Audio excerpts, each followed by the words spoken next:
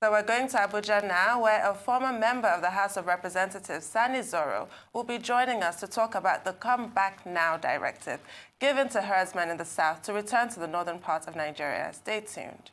Reactions to yesterday's directive by the Northern Elders Forum and the coalition of northern groups to northern herdsmen to leave the south and return home, home being the north, have been predominantly one of shock, dismay, and outright alarm. But those who issued that offensive directive are not backing down, and the sad rattling goes on. What could this hold for the unity of Nigeria? For an answer to that question and more, we now turn to Honorable Sanni Zorro, a former member of the House of Representatives from Jigawa State, former president of the Nigerian Union of Journalists. Honorable Sanni Zorro, welcome to the morning show. Thank you very much, Dr. Ruben. Good morning, all of you. Yes, thank you for coming to the morning show. Now, the coalition of northern groups and the Northern Elders Forum, or the Arewa Consultative Forum, they've asked that northerners who are herdsmen in the southern part of the country should return home. What's your reaction to this, considering the fact that southern and middle belt leaders have said, no, this is, the objection to the Rugal Cattle Colony Program initiative is not, an attack necessarily on Fulanis, but rather it is just to check insecurity in Nigeria and to focus attention on the problems that we've been having in terms of herdsmen, farmers conflict. What do you think? Is this like, a prelude to another civil war? Thank you very much for having me. Let me say that I would rather situate these issues of conflict within a context, in the sense that Nigeria is not the only country that is faced with these communal, conflicts that have dotted the landscape, in Africa.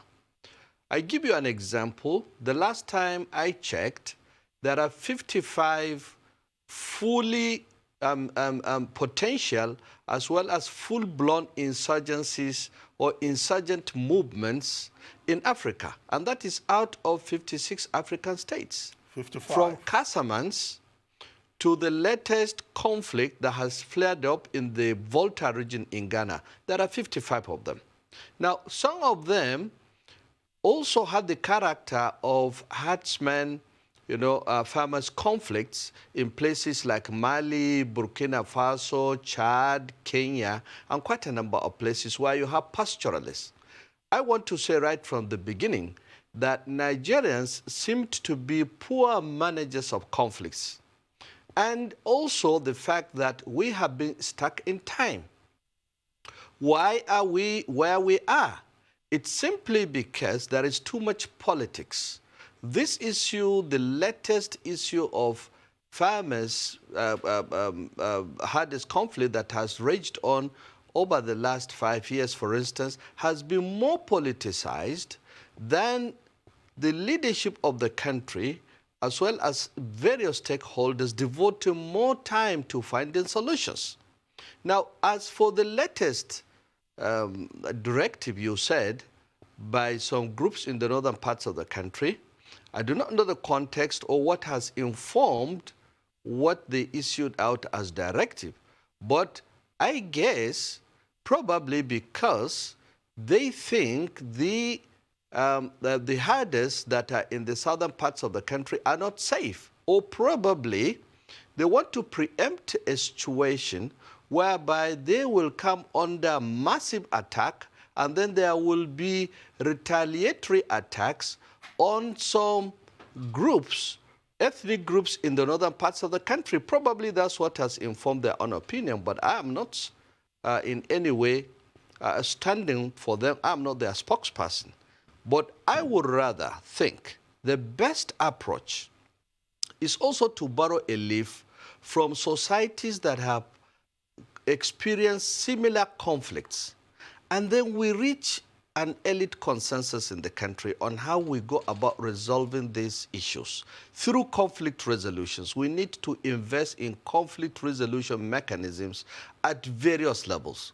But the more we keep politicizing this and so many other issues that tend to divide us, I'm afraid Nigeria is getting more and more divided, and we need to be careful. We need to be careful because societies that are so fragile like that of Nigeria, they are just touch and go. There are so many security threats that are internal and external in nature. Now, some of these conflicts, I'm sure you will agree with me, are also being encouraged. They are being encouraged by forces that are outside of Nigeria. Or at least, even if they are not the instigators of such conflicts, they stand by to exploit this situation in order to sell arms to Nigerian groups to engage in the kind of crisis that has been witnessed elsewhere. Rwanda is still, a reference point. So we need to be very careful the kind of recklessness and callous nature with which we carry on as defenders of various ethnic groups in this country. I think it's very scary. Absolutely. I'd like to explore the idea you just expressed about conflict resolution at all levels. Now, Miyetti Allah has taken umbrage at certain recent events, including the letter written by former President Obasanjo, what they feel is also ethnic profiling, and are feeling demonized. So as a result of that, they've made overtures to CAN, Christian Association of Nigeria, and are embarking on a media blitz. Do you think that this is an effective measure? Yes, why not? If they are ready to come to dialogue and they have identified certain groups that are stakeholders who have been making pronouncements in this regard, why don't they come together? I think there is nothing, bad in various groups coming together outside government to chart the way forward. There are all sorts of stakeholder institutions that should be encouraged to impute into the process of peacemaking at all levels and at all times. I don't subscribe to the idea that conflict resolution should be left, in the hands of government alone. No, these issues are too important to be left to the hands of politicians, in the hands of politicians. Now, this thing, sadly, Nigeria, like I said, has never been as divided as now. Previously, when we had national crisis of this nature, we had pan-Nigerian movements. We had pan-Nigerian politicians that come together without making noise. And they come and meet and chat, the way forward. They come with solutions that are viable and superior to those that have been offered by government. But nowadays, it appears groups from various parts of the country do not even have the confidence to meet with each other. They are not even talking about meeting with each other. Rather, they seem to be setting stages for confrontation. And instead of these groups and fringe associations, also encouraging government institutions which are very, very weak and in some cases dysfunctional. Yes, you are right. Yes. I'm sure we agree with you, but we need to take a short break. And then when we return, we'll continue with the conversation. Stay tuned.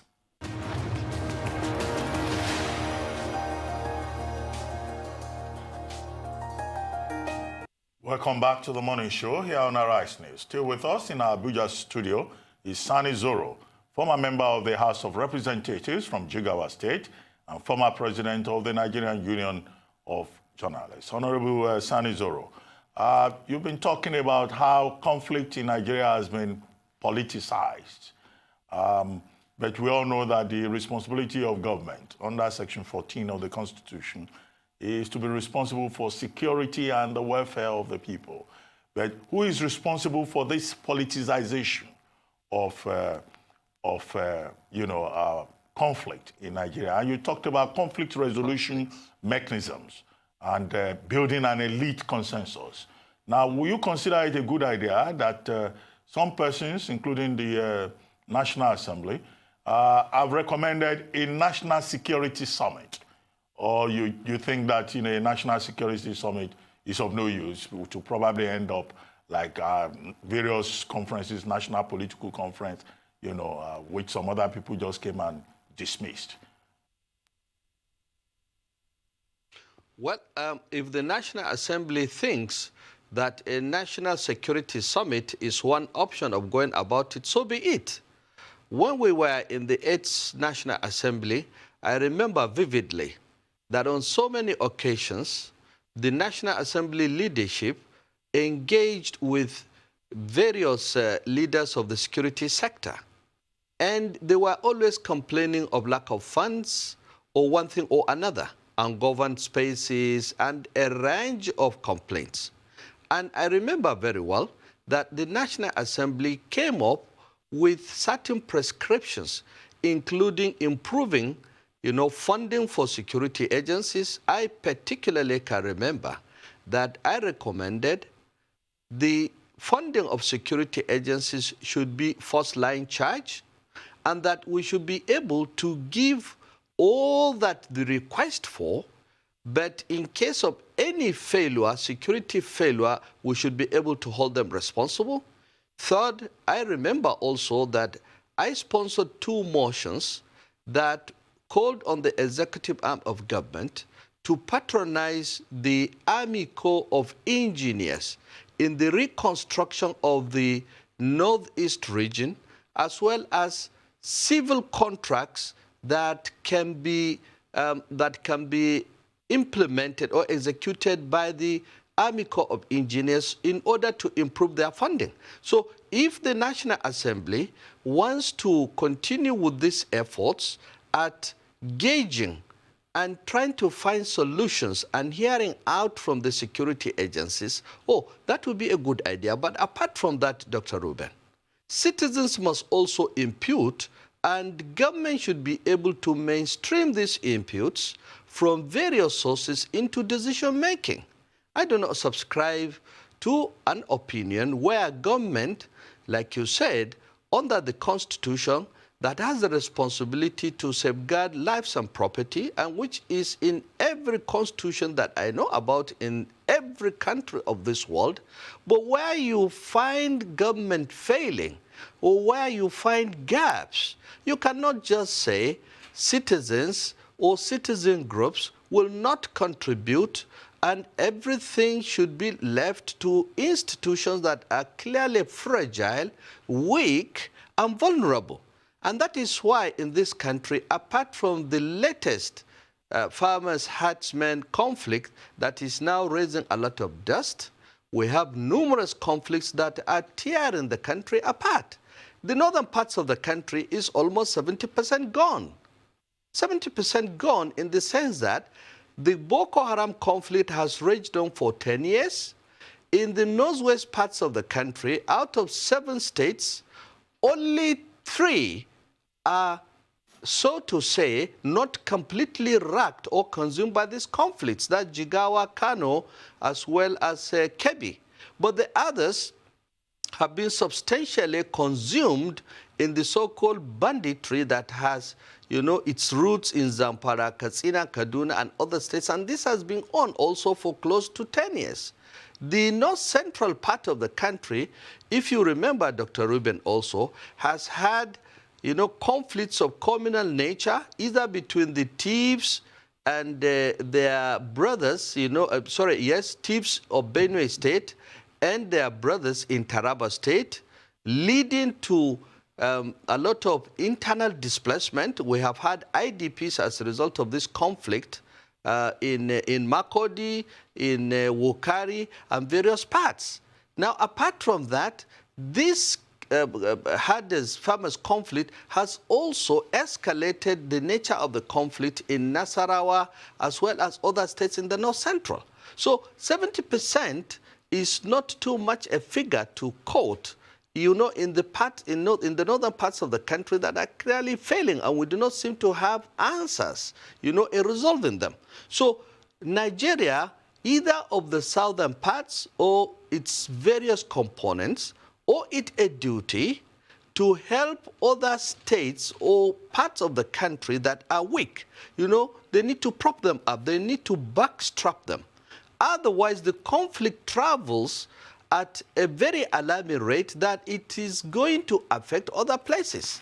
Now, this hardest farmers conflict, I also must say, we need to bring the media in the search for solution, because the media, I'm sorry to say, has contributed in escalating it. In the last few years, since we began to notice a photograph that was alleged to be of a herdsman with an AK-47 rifle on his shoulders, which was clearly not a Nigerian herdsman. It was a Maasai herdsman in Kenya, and it was used, yes, in so many newspapers. I personally managed to call no less than 4 editors of newspapers that I knew to tell them that, look, I have gone through this picture. This is the date. It was posted by Agence France Presse, and it is of a Maasai person. So you cannot use it to illustrate a story that is of Nigerian origin. This is professionally wrong. But the media has carried on in a manner that has suggests clearly that it is lending its platform to certain politicians that, to my mind, are narrow or are out to misguide people. Honorable Zorro, I'm sorry, we're running out of time. I just wanted to ask you, while we're trying to treat the symptoms of the problem, let's go to the fundamentals, to the root causes. Yes. What can be done to foster a sense of, collective responsibility, that we either sink together or we swim together at this point? Thank you very much. In the United States of America, my dear, they have a mechanism of treating, marginalized groups or groups such as underserved populations like the American Indians. Because of their particular situation, for instance, there are places where they do not pay tax. There are places where they are allowed to hunt all year round, while, as you know very well, hunting in many states of the United States of America are seasonal. There are certain animals that they are allowed really to hunt, while some of them are actually banned from being hunted, by people. This is their own idea of preserving the cultural heritage and recognizing, the particular character of American Indians. You go to Morocco, there is a way they treat Berbers who are backward in terms of literacy. They live in mountainous regions of Morocco, and also they do not go for schooling. They are herdsmen. There is a way they go about, making sure that they belong, and they try to address, both on short, medium, and long-term basis, how their issues will be addressed. Now, in Kenya, in Chad, Eritrea, as well as other countries where you have these herders, World Bank had done substantial work in researching them, in prescribing how they should be treated. In the case of Nigeria, I can tell you, my dear, World Bank it was, that came up with the idea of Fadama. Fadama means the utilization of water bodies for irrigation. This has also substantially denied access to livestock that were used to, taking water and so on. You are correct. So, there are lessons clearly that we can learn from other jurisdictions. And then the challenge that we face calls for a lot of introspection and, a more positive attitude on the part of politicians and government. Well, we need to thank you very much for coming to the morning show. Thank you very much. We'll now go for a short break. When we return, we'll be joined by Joey Bukwe, Lagos State Publicity Secretary of the All Progressives Congress, for a chat on President Buhari's long-awaited list of ministers, among other issues. Stay tuned.